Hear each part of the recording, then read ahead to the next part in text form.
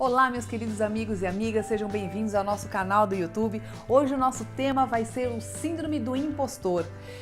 Essa síndrome foi descoberta na década de 70 pela psicóloga Pauline Clance, onde ela usou pela primeira vez esse termo e ela percebeu que muitos jovens, quando entravam na universidade, sofriam dessa síndrome. Essa síndrome, ela atinge a pessoa especificamente em momentos em que a sua competência e a sua inteligência são postas à prova. É por isso que a universidade é um momento em que o jovem percebe que ele tem essa consciência de que ele depende do seu próprio esforço, dos seus próprios talentos para ele se sobressair. E uma outra pesquisa realizada pelo Gale Matthews percebeu que 70% das pessoas, dos profissionais, principalmente mulheres, são atingidas, já sofreram ou ainda sofrem dessa síndrome toda vez que você tem um grande desafio profissional à sua frente. Talvez o grande número de mulheres seja pela falta de modelos femininos que a gente ainda está construindo.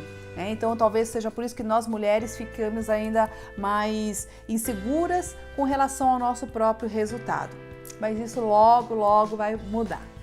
Essa síndrome, para a gente conhecer um pouquinho mais, ela é formada por algumas características. A primeira delas é a falta de sensação de merecimento. Então essas pessoas que sofrem da síndrome do impostor, elas trabalham muito bem, elas são competentes, elas são inteligentes, elas entregam um bom trabalho, mas toda vez que alguém elogia, ela não reconhece como se fosse dela. Ela acha que ela enganou super bem, então ela não reconhece o próprio talento. Existe então uma dissociação entre o esforço feito e os elogios que ela recebe.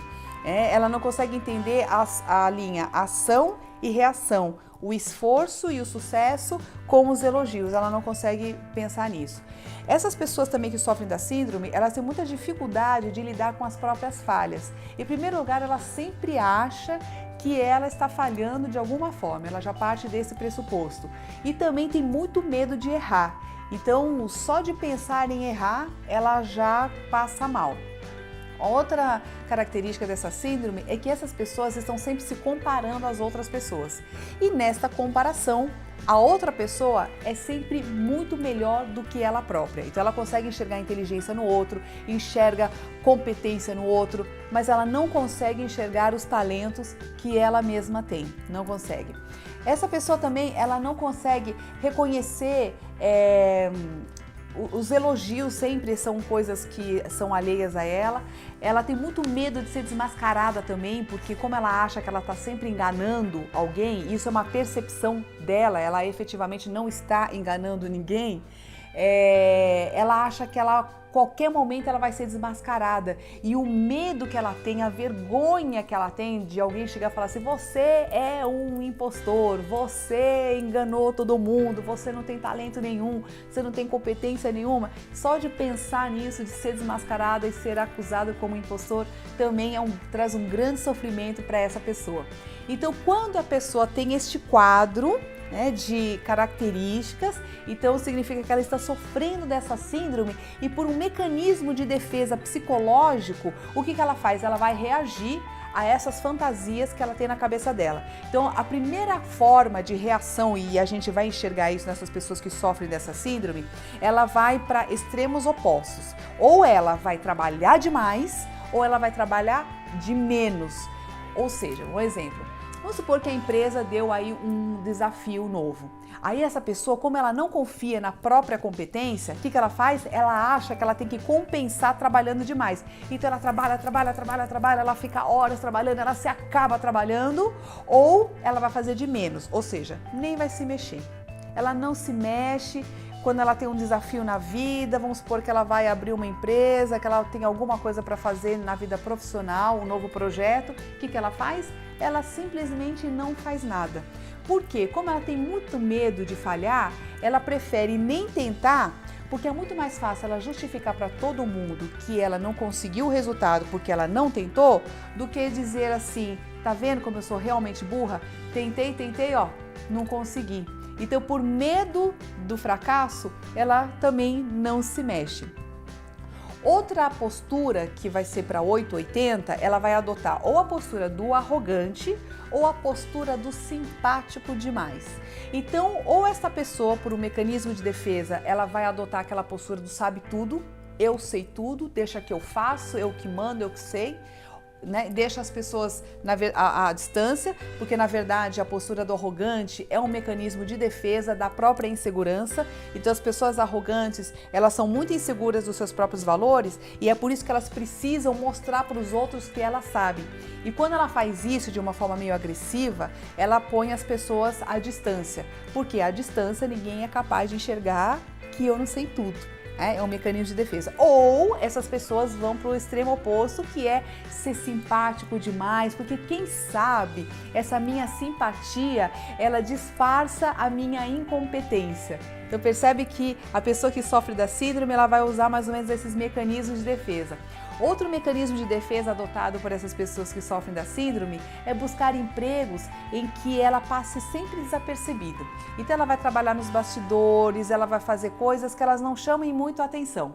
Por que elas preferem fazer isso? Porque vai que dá errado, vai que elas fracassam. Então é mais fácil fracassar e ninguém vê, e ela tá lá nos bastidores, do que ela tá na parte da frente, lá no palco da vida, todo mundo olhando para ela numa situação pública, né? Então esse é outro mecanismo de defesa.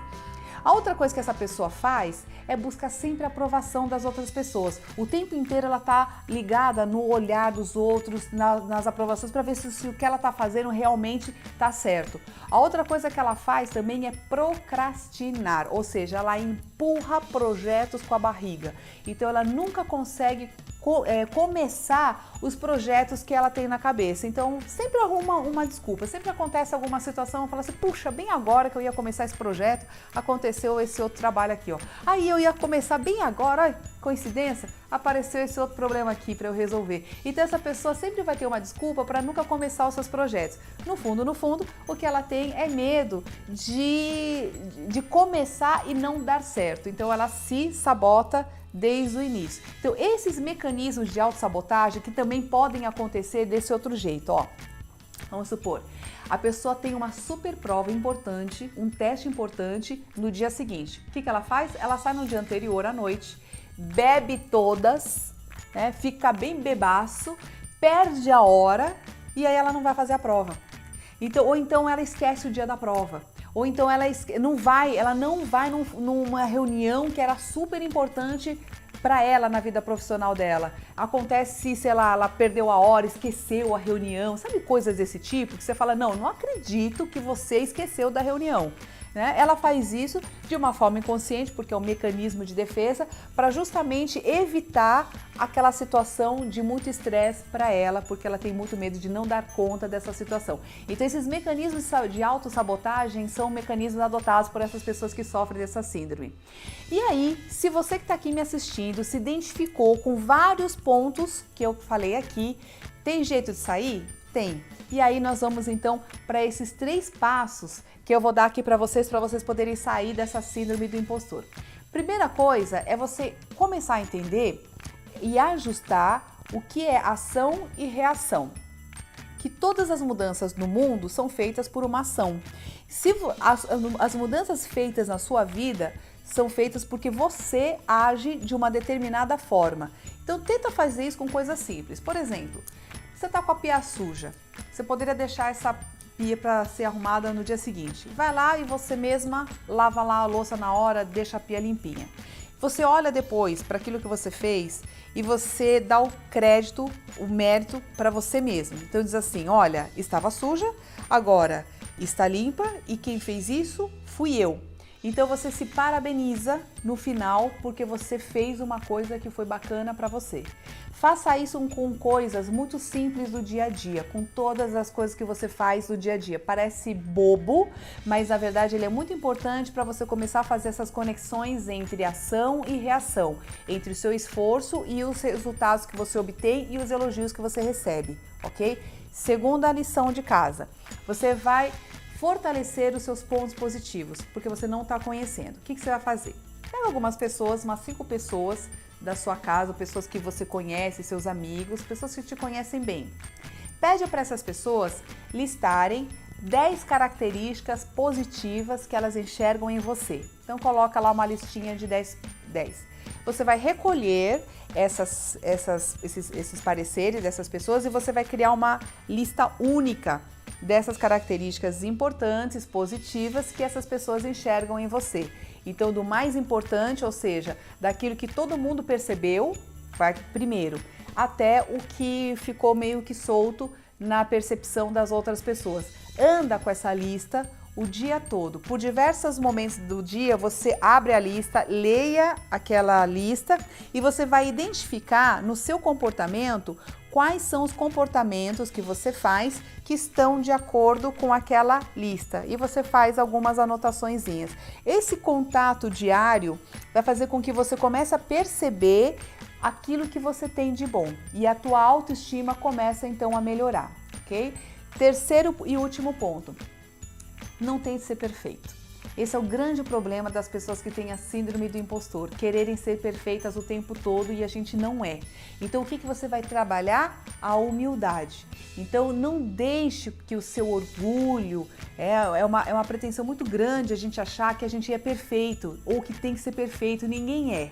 Então é bacana que você aprenda a errar, aprenda com seus erros, aceite que isso faz parte da vida. A gente só aprende muitas coisas passando por situações difíceis. Então isso não é castigo, nunca ache que uma falha é um castigo. Não, é só uma oportunidade para você testar novamente de um outro jeito, porque não tem como a gente saber se não for fazendo, tá certo? E aí eu espero que você consiga ser muito mais feliz aí no seu dia a dia, no seu sucesso do trabalho, ok? Então, gente, se vocês gostaram desse nosso tema, dá um like aí, se foi útil, por favor, compartilhem com seus amigos, pode ser que essa informação ajude outras pessoas, vamos compartilhar o bem, dá uma inscrição aí no nosso canal e escrevam aí as sugestões, os seus pareceres, se você se identificou com esse tema, coloca aí nos comentários, quais são as suas experiências, compartilhe um pouquinho também da sua experiência com a gente, tá legal? Um grande beijo para vocês e até o próximo tema.